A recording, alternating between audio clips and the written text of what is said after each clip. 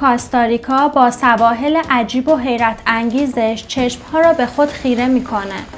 کاستاریکا کشور کازینو و قمار، کشور شادی به حساب میاد. کشوری که با نداشتن ارتش بازم کشور امنی محسوب میشه. با ما همراه باشید تا به این کشور فوق زیبا و استوایی سفر کنیم و در آخر از دیدن زیبایی‌های جزیره کوکوس شوکه بشیم.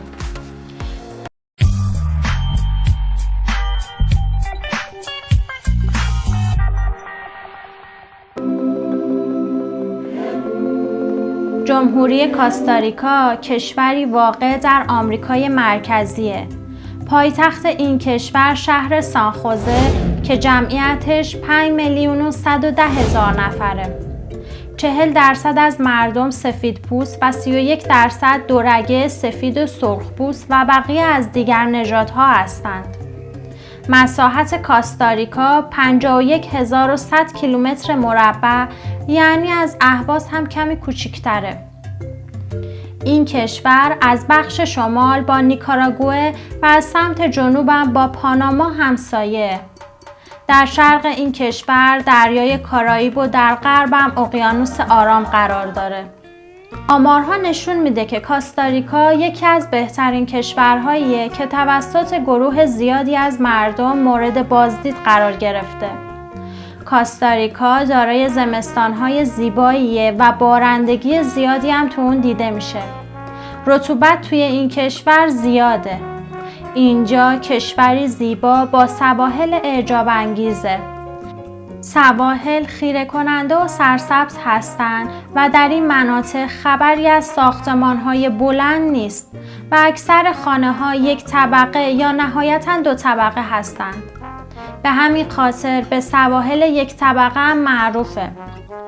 کاستاریکا امن‌ترین کشور آمریکای لاتینه و جالب اینجاست جزو کشورهایی که ارتش نداره و امنیت مرزاش هم تحت کنترل آمریکاست. کاستاریکا جزو شادترین کشورهای جهانه.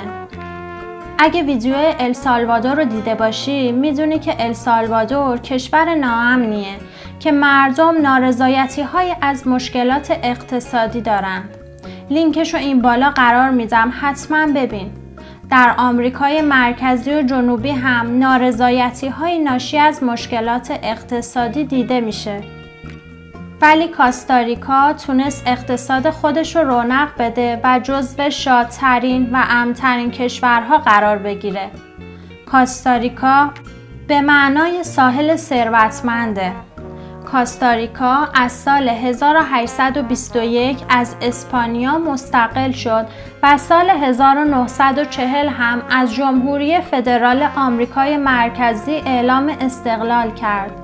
سال 1948 ارتشش را منحل کرد و نداشتن هزینه‌های نظامی به رشد اقتصادش کمک کرد.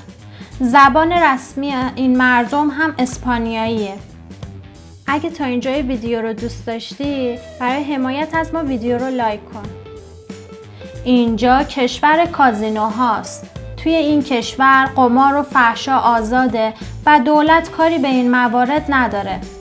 این 2 مورد عامل شاد بودن این کشور حساب نمیشه، ولی فحشا و قمار میلیون‌ها توریست ثروتمند را به این کشور جذب میکنه. مخصوصاً گردشگران زیادی از آمریکا به کاستاریکا و کلمبیا سفر میکنن. شرکت‌های فعال در شرط بندی هم در این کشور فعالیت دارن و کازینوهای بسیاری توی این کشور وجود داره.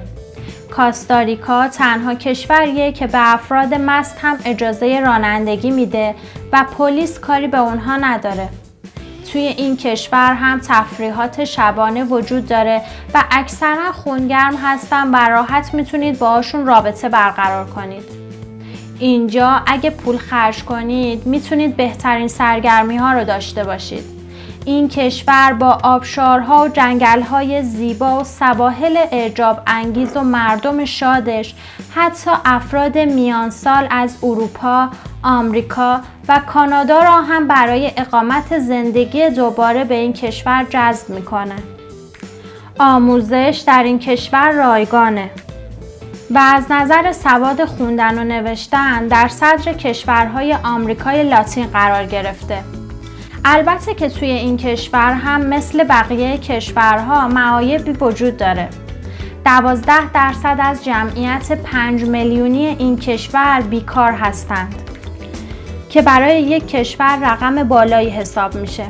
و اگه برای کار به این کشور مهاجرت میکنید باید بدونید که کشورها مردم خودشون رو توی اولویت قرار میدن. امکان داره توی پایتخت زباله‌های پخش شده کف خیابان هم ببینید و بوهای بدی به مشامتون برسه. اجاره خونه‌های 2 خواب در مرکز پایتخت $700 و با $1500 در کنار ساحل خونه‌های شیک و لوکسی رو میتونید کرایه کنید. کاستاریکا به خاطر خاک مناسبی که داره میوه‌ها، سبزیجات خوشمزه‌ای هم کشت میشه. اینجا امنیت بالایی داره با آب و هوای گرم و استوایی. اینجا برای سرمایه گذاری میتونید زمین بخرید و خونه رویایی خودتون رو بسازید. وقتی به مردم این کشور نگاه میکنی اثری از نگرانی و استرس نمیبینی. اونا اعتقاد دارن نباید عجله کرد، نباید سخت گرفت و باید از همه چیز لذت برد. در این کشور بیش از 300 منطقه ساحلی وجود داره که تعدادی از آنها جزو بهترین های جهان هستند. درسته این کشور به عنوان کشور توریستی معرفی شده، ولی 55% درآمد کشور از صنعت کشاورزی تأمین میشه. هزینه اقامت در این کشور به طور کلی زیاده و کاستاریکا یکی از شهرهای گران قیمت برای زندگی و گردشگری محسوب میشه. به طور کلی فضای اقامتی این کشور بهتر از سایر کشورهاست. سواحل جزیره کوکوس و آبهای شفاف اون بدون شک یکی از زیباترین و رویایی ترین جزیره های جهان به حساب میاد. این جزیره یکی از بهترین محلها برای غواصیه، نه تنها به دلیل اینکه آب روشنی داره، بلکه در این منطقه بیش از 300 گونه مختلف ماهی و 30 گونه مختلف مرجان زندگی میکنن. جزیره کوکوس که در اقیانوس آرام واقع شده در 550 کیلومتری سواحل کاستاریکا قرار داره. این جزیره مستطیلی شکل به نوعی پارک ملی هم به حساب میاد و هیچ سکنه‌ای نداره. فقط جنگلبان ها میتونن در این جزیره زندگی کنند. جزیره کوکوس در سال 1997 میلادی جزو میراث جهانی یونسکو معرفی شد. در این کشور محصولات صادراتی زیادی شامل موز و آناناس و قهوه و شکر و غذاهای دریایی دیده میشه. اینجا کشور زیبا با صدها نوع پوشش گیاهی و پرندگانه که این زیبایی بهترین و خاطره انگیزترین سفر رو در ذهنت ثبت میکنه.